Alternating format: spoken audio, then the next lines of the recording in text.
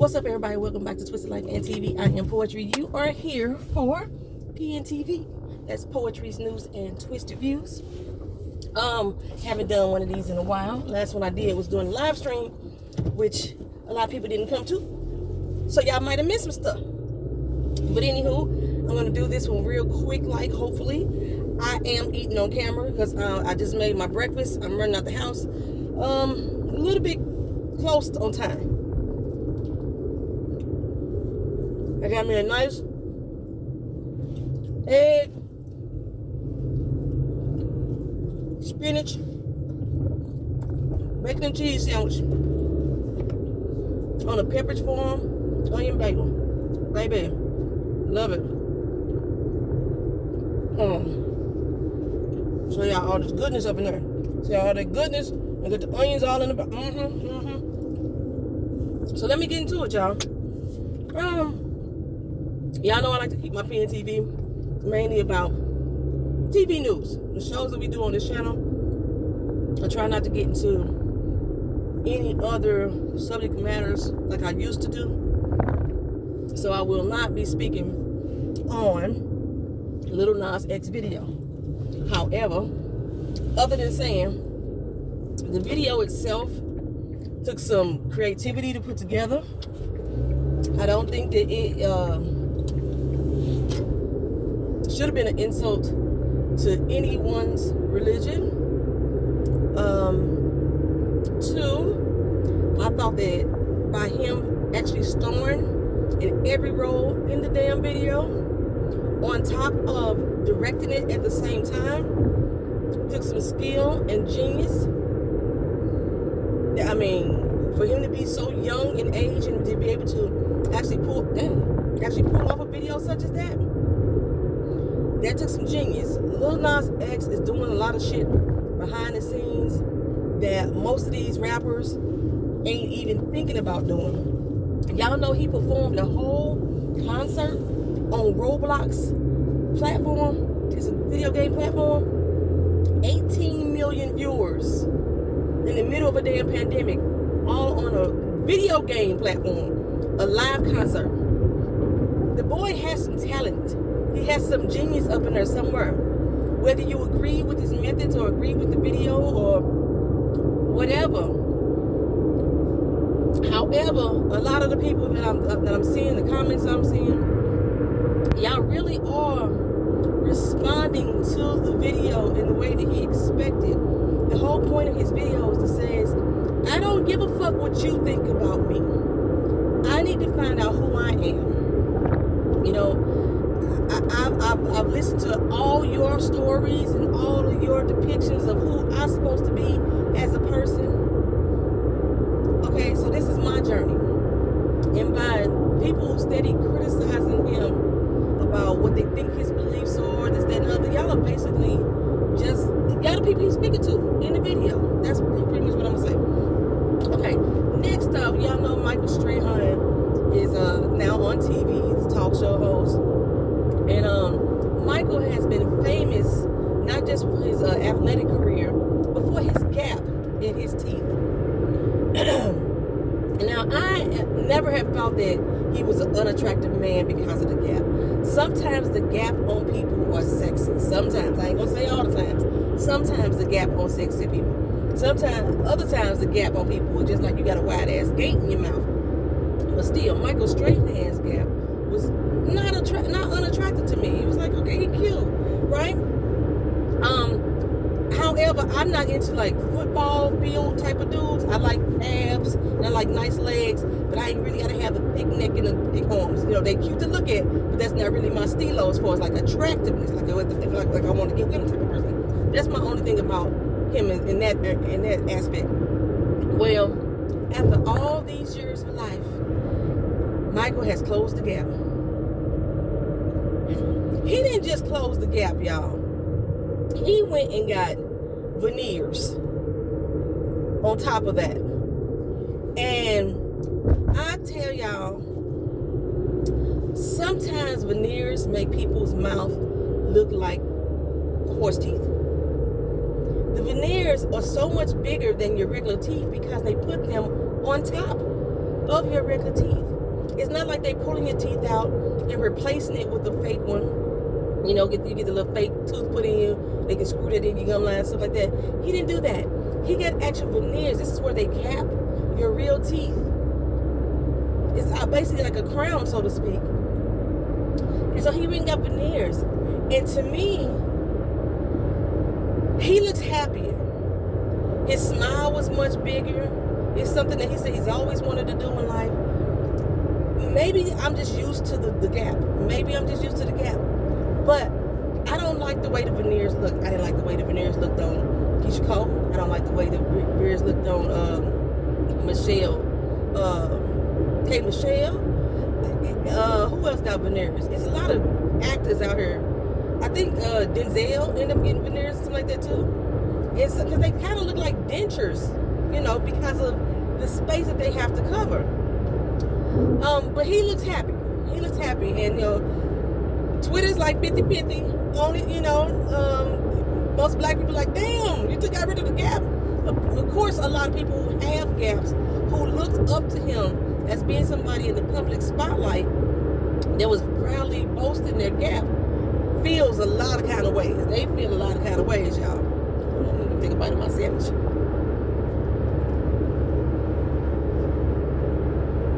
So, what y'all think about Michael's gap? Just for y'all, despite how he feels about it, because that's what really matters, is how he feels about it. Would you have preferred that he clipped the gap? Or do you prefer this closed up veneer look that he's wearing now? Pearly whites, baby. You got pearly whites right now. Okay, next up, y'all know I review Black Lightning on my channel. And my week has kind of been thrown off. I didn't even realize the Black Lightning didn't come on Sunday night. I think Mark had asked me on one other video, am I going to put up the recap of Black Lightning? And I was like, I didn't respond to him until I found out it didn't come on. And if he's talking about last week's episode, then he must have missed the community board post and the other video that I talked about the fact that I was not reviewing last week's episode and the reason why. Okay. But if y'all watch the TV series, y'all know that China McClain, who's played Jennifer/Lightning on the show, has now been replaced by a new actor. They had a storyline in her. And she went up into the ionosphere, she blew the hell up, came back a whole new person. And I was like, I wonder if does that mean that we're not going to see China return in this role? They never going to fix her. They never going to put her back to the way she was. Well, my cousin had posted, hey girl, hey, my cousin posted that China McClain had quit. And I was like, what you mean she quit? Well, come to find out, she actually did indeed quit the show. Now, Black Lightning is only... This season 4 that we're in right now is the last and final season. So I was very shocked to see that she had quit a show in the middle of the season that was the last season. I was like, make it make sense. So I went on research to try to make it make sense, you know, try to get some understanding like what old girl was going through. Well, I didn't know that her and Cameron Boyce were a couple. They started out together when they was like 8 or 9 years old, and they grew up acting together and became best friends and eventually a couple. Cameron Boyce passed away in July of 2019 due to an epileptic seizure, right? And that hit her hard. It hit her really hard. Well, last year around the time of his death, Disney did a tribute to him. And since that tribute, she has not been able to mentally and emotionally bounce back. I think I mentioned in one of the episodes that Jennifer is one of the characters on the show who's the least involved with the rest of the family. She barely gets any screen time with the rest of the family. And I always wonder what that was about. And that's because she was done with it. She was over it. She said prior to the show even being announced that it was going to be the final season, whether this show continued or not, she was done. So China McClain had quit Black Lightning altogether prior to them announcing that she was going to, that they were going to cancel the season, which means that the Painkiller spinoff will not have China McClain in it. It's gonna have the new girl who is playing Lightning, which I'm sorry, I forgot her name. Cause I didn't even look her up because I didn't think that she was gonna be on the show as a regular character. Now I know she is. So I'm quite sure they're gonna have some type of crossovers with Painkiller and all that such. You know what I'm saying? I don't think that I will be reviewing Painkiller because I didn't really like Painkiller as a character. I liked the young man when he wasn't a meta, and they turned him into a meta. I didn't like him anymore. So I don't think I'm gonna be following Painkiller's journey. The Walking Dead. Y'all know I've been reviewing that bonus episodes. It's been kind of 50-50 hit and miss with that. We got one more episode of The Walking Dead's bonus episode. And then it returns this summer. Normally Walking Dead returns in the fall. They bring it back this summer. This is the final season. It's coming up this summer as well. I hope they do something better than what they do with this. Like when they talk about Daryl and Carol. It's going to make me not want to watch the Daryl and Carol spinoff that's coming in 2023. Let's see. The Handmaid's Tale. Y'all see I'm pumping it up on the channel. April 28th, it returns. The last still pictures I put up on the community board, June looking kind of first. I was like, well, damn, June. Damn. I'm so ready for the Handmaid's Tale to return, y'all. You don't even understand. I am so ready for this show to return. I have not looked at any trailers. Now, I wish people would stop telling me what they're seeing in the damn trailers. If you've been on this channel long enough, I've said it 1,000 times before. Do not tell me what the fuck y'all saw in the trailer. Do not tell me what y'all saw in the sneak preview.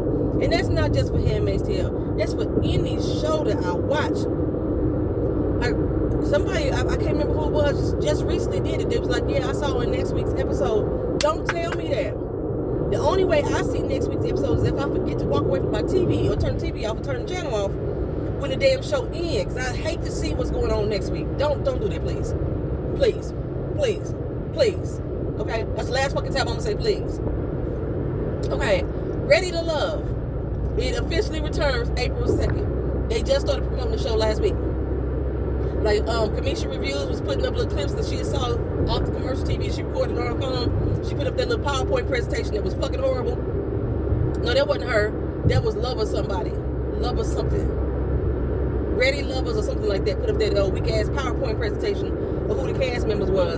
And I couldn't watch it all the way through. But on Twitter and Instagram now, Ready to Love is now showcasing the actual pictures of the real cast members with their little famous quote, their one-liners. And, you know, I'm already getting impressions about their one-liners, you know. But I hope they really do a real casting special so I can really, you know, give my opinion on who these people are. But it starts April 2nd, which is tomorrow. And I will be watching them. I will be reviewing. Y'all remember, speaking of tweets, y'all remember that tweet that prostitute had put up about going to Florida, meeting this white girl, and they had this long-ass adventure. Her name was Zola. And then they come back, I think somebody said that the whole tweet was a fake. However, the fact that she was able to do 148 tweets, I think this when tweet stories just started becoming popular, where you can continuously add on to the tweet like that. 148 tweets of a well-written fake story, if it was fake. I don't remember. I think they had proved it was fake. It was so good. It's so entertaining. It was almost like the dude with the one with the wash rag. I wish I still had that tweet too. And then he had the picture of the Lion King and all that stuff going on. But Zola's tweets was so freaking popular that it is becoming a movie. I am going to watch it. Trust me, about 2 strippers going on this wild adventure. I am going to watch it. It's called Zola. They're just going to call it Zola. Regina King. Oh my gosh. Regina King just directed a photo shoot for W Magazine, which is part of Wall Street Journal's magazine, and a Wall Street Journal's newspaper. And it's featuring Viola Davis and some others. And my God, talk about black beauty personified. The way Regina King captures black beauty in picture and in film, in dialogue, in script. The girl is, what can she not do? Like I told y'all that I really look up to Rihanna in a business sense. Regina King, I would consider to be my idol. I think we're the same age. If not, I might be older than her. But I think we're the same age. That's a fucking idol. That's a fucking icon to me. She is amazing. Not only amazingly beautiful, a beautiful spirit from what we see represented as well. Talent out the wazoo. Talent out the wazoo, y'all. Yes, Regina King, do your damn thing, sister girl. Do your damn thing. She's like number one as far as people in my life that if I had to have somebody to look up to, she's it. She is it for me. You motherfucking go, girl. Speaking of Regina King, I remember that she had played Tina Turner once upon a time in what's the show name? Oh my God, Miss Congeniality. You know, she had played Tina Turner for a little brief moment in the show. Well, speaking of Tina Turner has just did a documentary about her life. And just some of the words that she spoke about how even though she was smiling on the outside and everybody thought she had this big pretty life, she was really dying inside. And this documentary is her last goodbye. She's not going to speak to the public anymore. She's not going to perform. I don't even think the lady come out of her house. I haven't watched it yet, but I want to, and I don't like documentaries.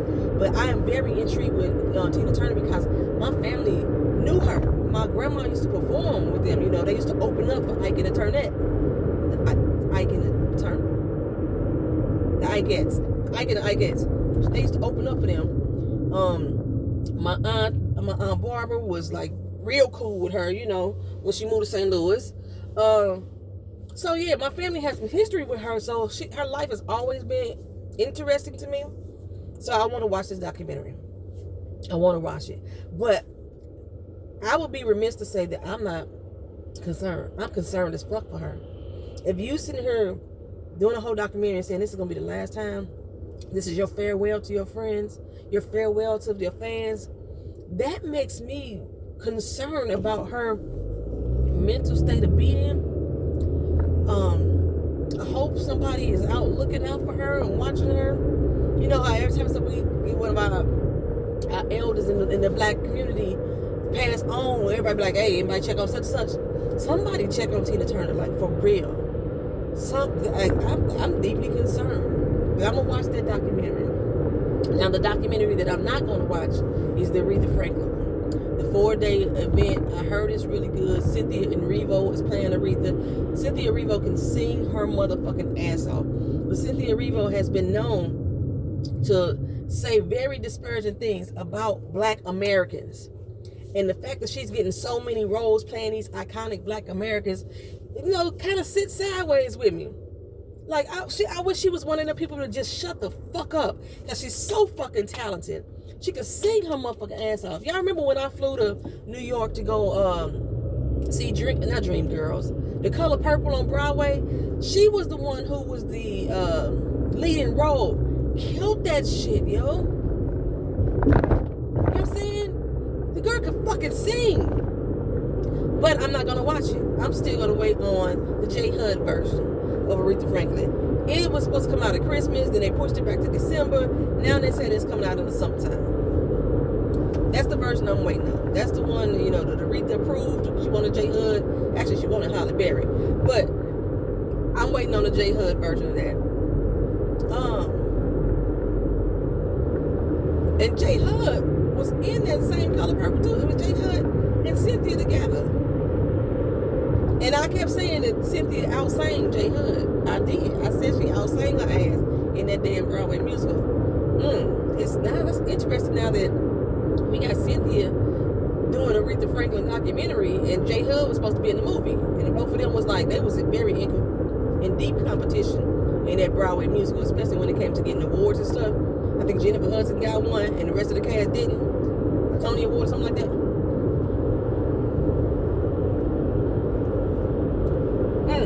Okay. So, in the movies, right now, they're showing Kong versus Godzilla. I probably won't watch it, y'all. I'm neither a fan of either. I watched the Kong Island movie. Matter of fact, I think I watched all Godzilla and all King Kong movies before. But I watch them just because, like, there's nothing else to watch. And they're not bad. I'm just not a big fan of creatures being the main star. Well, I have to go see it. Like, in movies I see it like that, I watch it just because, you know. But I heard it's really, really good. It just started airing yesterday.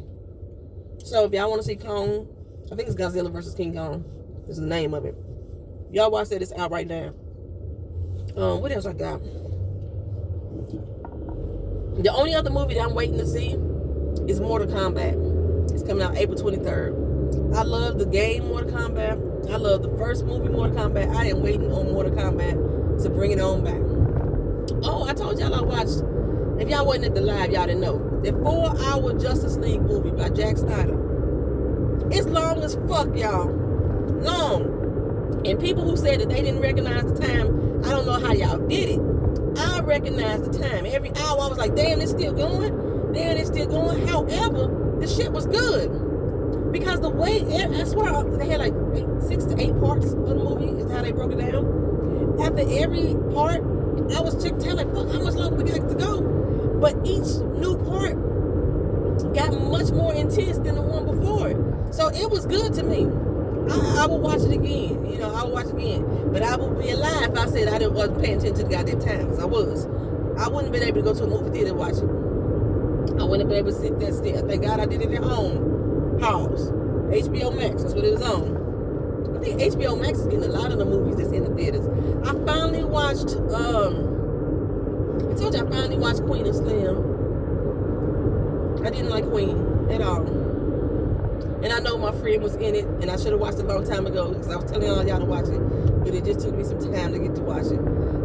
Something else I just watched, movie-wise, because I've just been trying to get all the movies in. I don't know, y'all. What else we got going on? TV shows. I don't watch or review Snowfall, Riverdale. They are now airing. Big Sky is making its way back to TV April 13th. People thought Big Sky had ended. That was not the season finale that we watched back in January. That was the mid-season break. The season 1 is going to continue April 13th. I am watching that, not reviewing it. Run over to Sad Scales channel for the reviews. Queen Sugar, I haven't watched it yet, but I will watch it and do the recap on it this week. The Equalizer, I just watched last night. I'm going to do the review on it soon. Married at First Sight, I know y'all was excited about me trying to do that show. I fucking hate it, y'all. Once we get past the doggone, the wedding and the receptions and stuff like that, I'm no longer interested in these people. I'm not interested in them at all. And this particular season, the fucking weddings was ridiculous, which pissed me off. I didn't get no type of lovey-dovey feeling watching them damn weddings. So no, I don't want to finish watching this shit, and I'm not. Okay, I tried. Mahalia movie is coming out too. I had her name down. The black girl from Orange is the New Black. She played in Mahalia. Now she can sing her ass off too, y'all. She can sing too. And y'all know her name. Put it down in the comment section. But she's gonna be playing Mahalia. I probably will watch that movie because I like Mahalia Jackson too. Again, another affiliation with my family that makes me connected to her and makes me interested in her life. And this Friday, which is tomorrow, this will be my first time watching a Blade movie. I mentioned this in my live stream that I was going to probably have to get my black card. And then, I think it was Mark and her too who told me I was going to have to turn in my nerd card as well. I have never seen a Blade movie, y'all. Never. The one with Wesley Snipes. So I said on Friday I was going to get some time to watching Blade, but I forgot that Ready to Love was coming on Friday. I didn't have an off day this week, so I'm like, that's why I'm delayed with catching up with stuff. But I'm gonna catch it this weekend. Not gonna necessarily say Friday because I know I'm gonna watch it for Ready to Love. And that's all I got for y'all. This has been PNTV. I'm almost at work. I can see my office building sign down the street. I still gotta have my sandwich to finish before I walk into the office.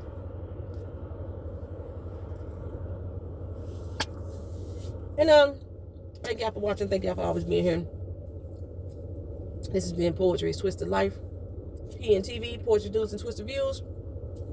Subscribe to the channel. If you're not already subscribed, do so. I hope y'all ain't seeing food fly out of my mouth and shit like that. I had one piece fly out earlier and I was like, damn. Okay, talk to y'all later. Peace.